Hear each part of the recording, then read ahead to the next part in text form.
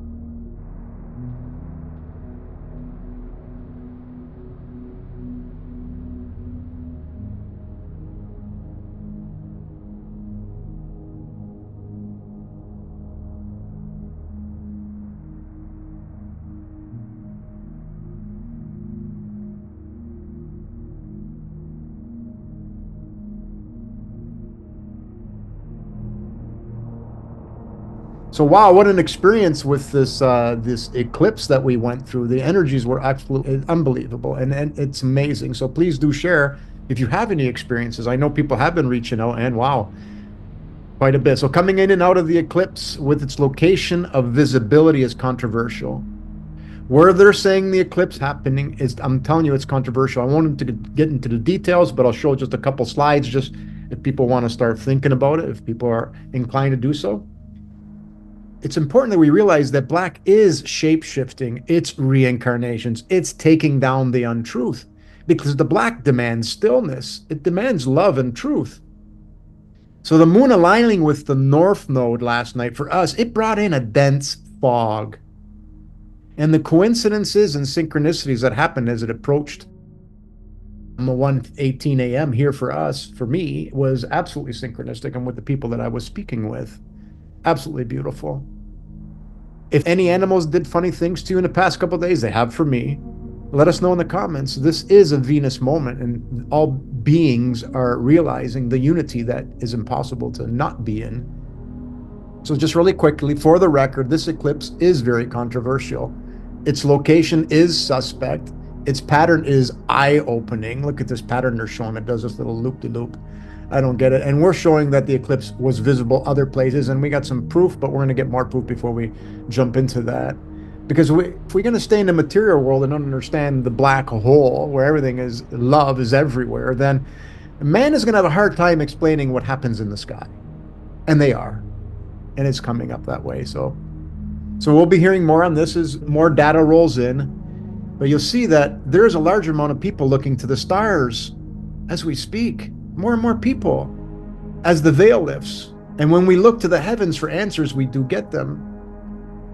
So the people is you looking out to the stars. So this is about you. This 47:13 isn't about astrologers. It's about you. So this is chapter 47, book of Isaiah, verse 13. All the counsel you have received has only worn you out. Let your astrologers come forward, those stargazers who make predictions month by month. Let them save you for what is coming upon you. So it's all beautiful energies, it's all echoes, it's all vibrations, and it's all guidance, and the stars point it out. So just briefly, I'll just zoom into this, and when you see this pattern that they showed, it's absolutely just, it's mind-bogglingly how they showed these, and to me, it doesn't make sense. But hey, you never know. Maybe they're perfectly correct, but it doesn't make sense to me. So who's feeling the Neptune-Saturn alignment? I know I am. I have Neptune on a cusp.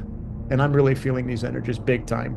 So I'm constantly giving it gratitude, asking for forgiveness, and staying heart-centered in everything that I do. So please forgive me. So remember, this alignment also brings meaning to the Uranus and Jupiter's retrograde cycles, which are over. Jupiter's almost there in two very important spots. So again, we talked about this last time, that this brought down Berlin Wall in the 1989. It brought down a lot of things. So these energies will take down non-loving acts for everyone on Earth. So we wish them all well. So the two important crossings that represent the black hole is Uranus, as it aligns with the Pleiades, because the Pleiades is this seven sisters. It's the three we've shown you about. We've shown you this 333 everywhere, and Jupiter aligning with. So that's on May 2nd, as we approach Alcyone, the ear, the hearing, the black hole that goes in, spirals in, right? It's a communication. It brings us together and reunites with the hearing. And then on June the 2nd, Jupiter hits the cusp, and this is midnight. This point on the chart, Jupiter is going to go by the third time, which is law, is midnight. So all law, Black's law, like Cece talked about, will become a truth with law. And the law is love. And the law is forgiveness. And the law is sharing. So be brave in the dark. It's only your actions that you need to think about, i.e., it's only illumination that births karmic debt, not the dark.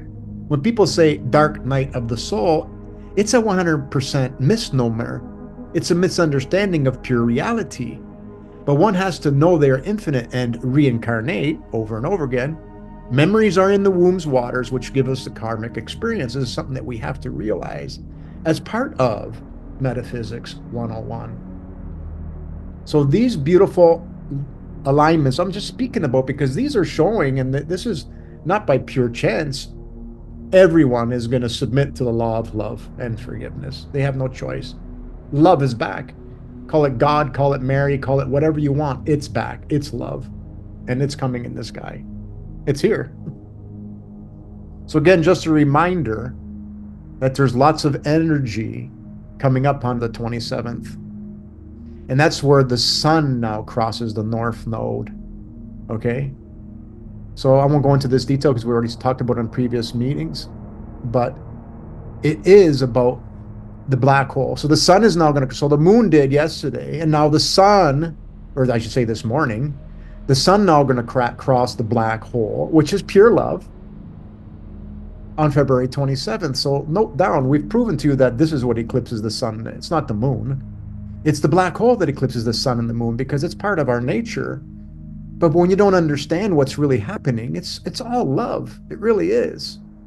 So the sun goes there on February 27th. So if you feel this beautiful love, if you feel something off, then there's something cleansing.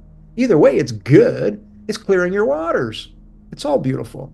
And this happens around the California coastline, this alignment. So it's pretty cool.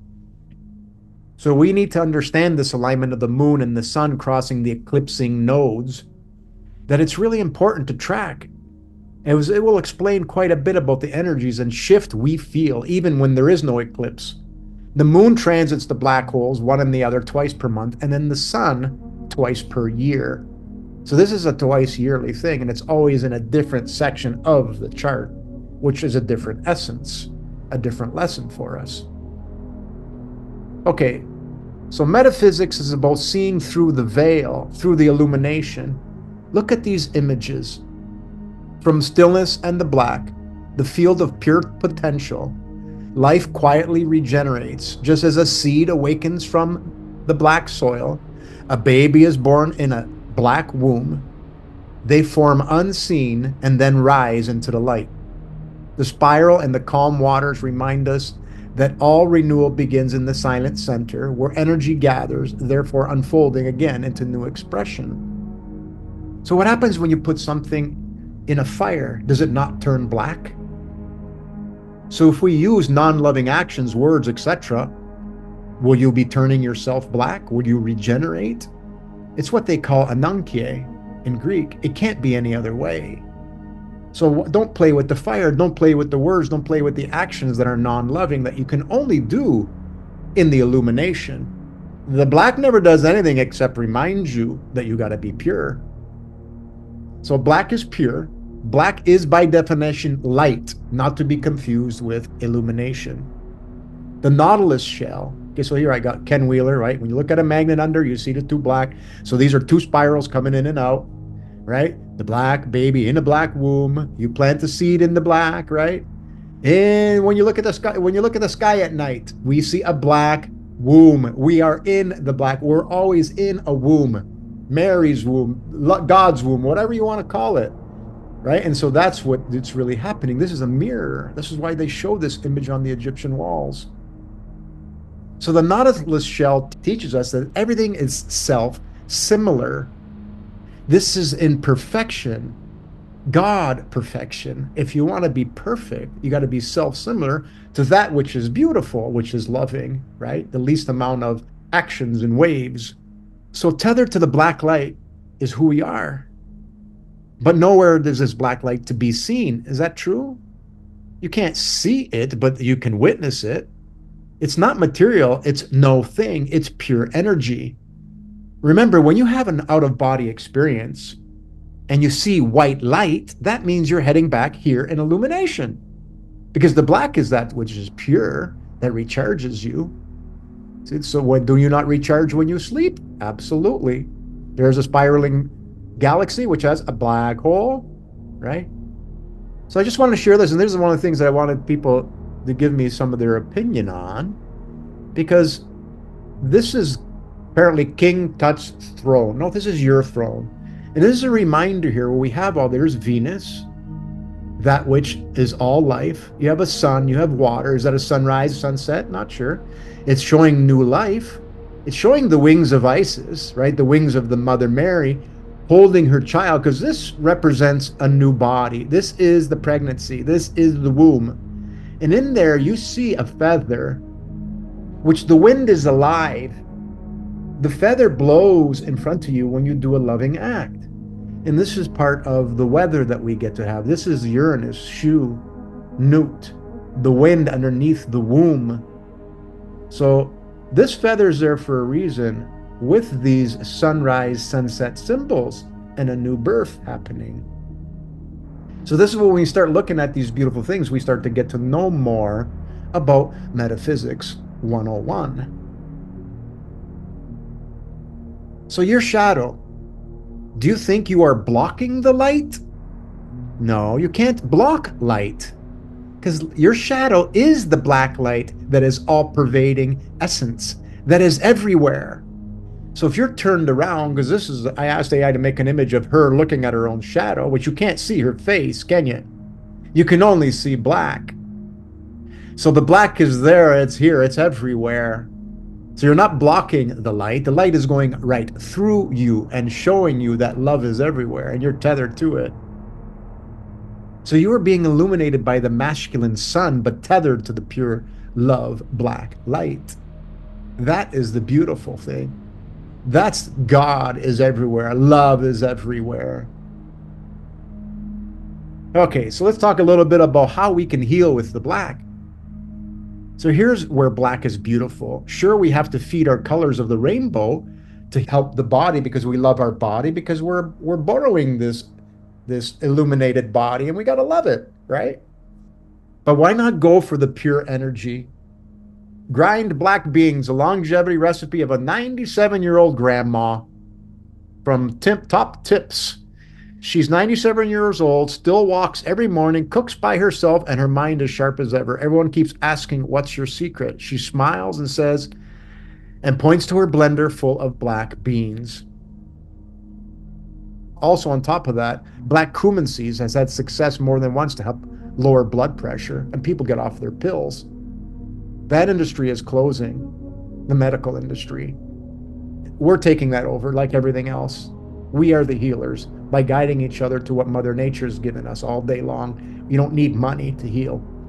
We need people to share, like Peggy was doing, sharing that plant, but I'll add it when I edit the video. The signs are all there. We have to turn to Mother Nature and her black pure energy. So what she did was she took 3 different types of plant seeds, black bean, chia, and rice. and she ground them up. So she calls this her daily energy booster, three black powders and an ancient remedy called black beans and vinegar. So she does two different things with these. For the three blacks powder, every morning she takes 2 tablespoons of the powder and mixes it with warm milk or water, and sometimes add a bit of honey. She rinses them, she roasts them, she watches them pop, and the aroma that fills the whole room, she says it's absolutely mind-boggling how beautiful this is. And then she grinds them up, puts them in here, and then she just pours water in it, like a hot tea, cold, whatever, and then downs that. And then she does for black beans and vinegar, she does this just with the black beans. She eats 9 beans in the morning and 9 before bed. It's like fermented. If her stomach feels sensitive, she warms them slightly and adds a bit of honey, but she also drinks a small spoonful of the vinegar, which she calls her blood cleanser. So black is beautiful.